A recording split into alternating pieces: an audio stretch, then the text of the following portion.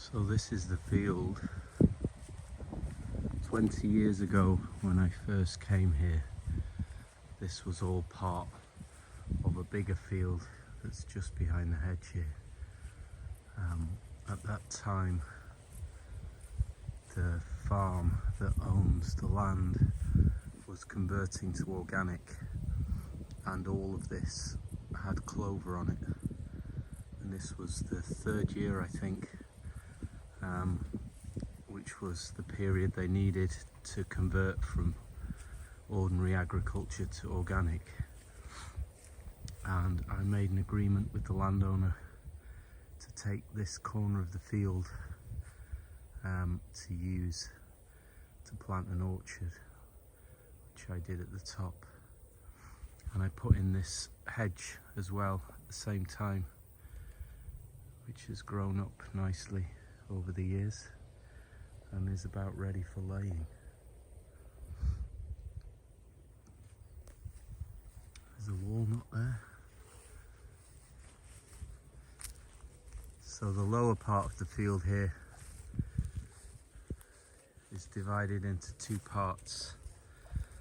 This meadow, which I leave to grow all year, and then I cut in the autumn. And this half of the meadow here I leave all spring, and then I cut for the first time in July and keep it cut short for the rest of the year. And I have an Elaeagnus hedge in its infancy here, in amongst the weeds. That's going to provide a nice windbreak here for this section, which I have 2 rows of comfrey, Bocking 14, which I'm growing to sell for crown and root cuttings, and possibly have a third there where the wood chip is. And this part at the top is where the orchard is, and where the forest garden will be planted, although it's already a forest garden. But it's mostly fruit trees at the moment, but I'm planning on adding more shrubs and underplanting.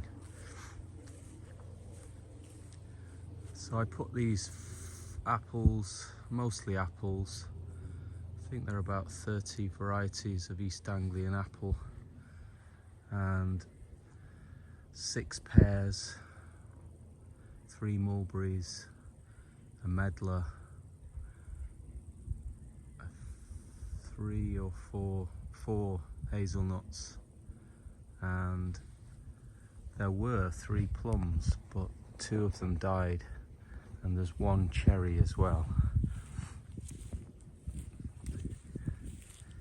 As you can see, in amongst the fruit trees, I just cut paths and leave it to go wild. I did plant a few things years ago.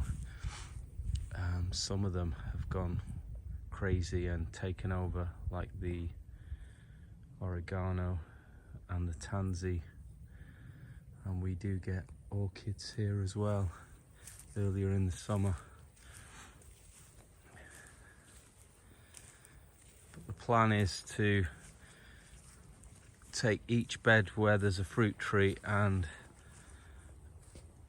clear it and plant shrubs, ground cover, basically all the things you'd expect in a forest garden. I will leave some of them just to do their wild thing as well, because the tansy and the oregano are quite beautiful as they are. In the centre here we have a circle where I keep the grass short. There's a wonderful red Miller's seedling there, heavily laden. That's one of our earlier apples.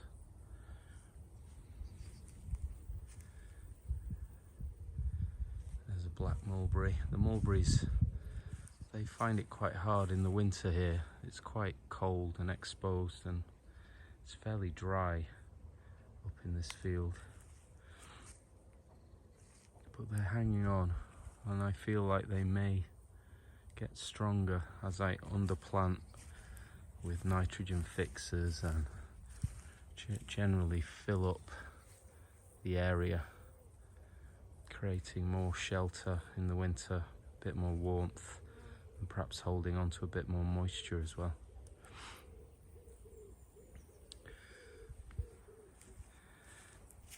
This part of the orchard in the top corner, I keep the grass short, which is more of a traditional orchard, and it's very beautiful to sit amongst the trees, especially in the spring when the blossom's out.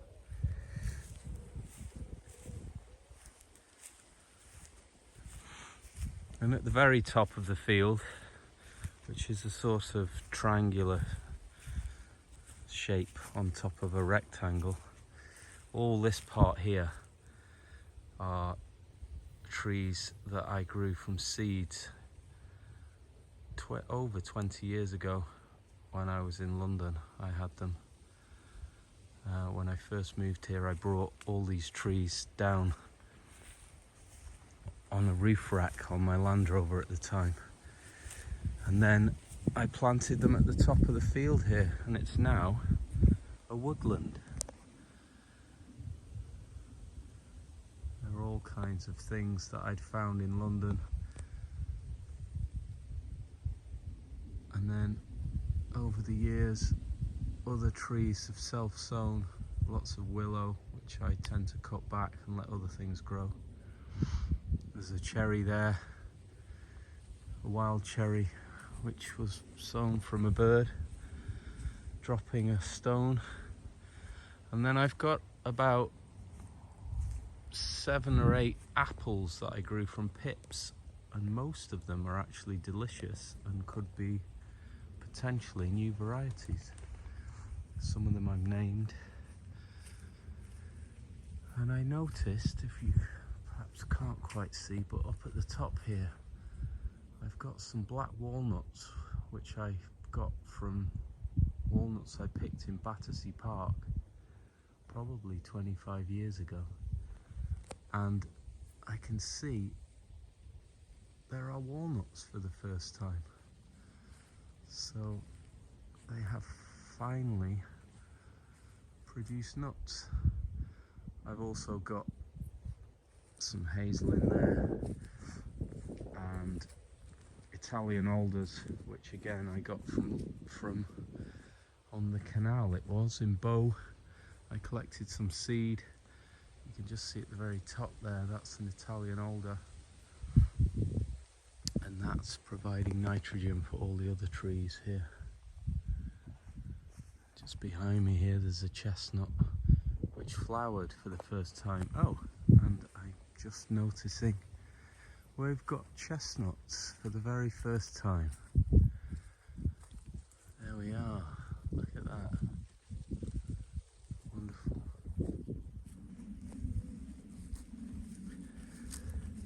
And then down at the bottom in the meadow there's an oak tree which is the same age as my eldest daughter, which was an acorn we found growing, and I planted that with her placenta, which will feed it happily. And also I have a cage just down here where my younger daughter, we have a tree for her which is a horse chestnut, again, which was planted with her placenta to feed it.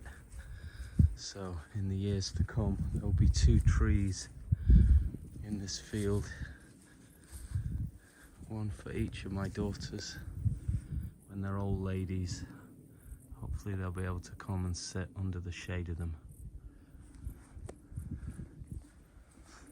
And down at the bottom here we have the beginnings of another hedge, which is mostly sea buckthorn with a bit of spindle, some elder and some cherry plum. And this bottom part of the field I keep the grass short here, And this we use as a car park for events and workshops. And that's the field.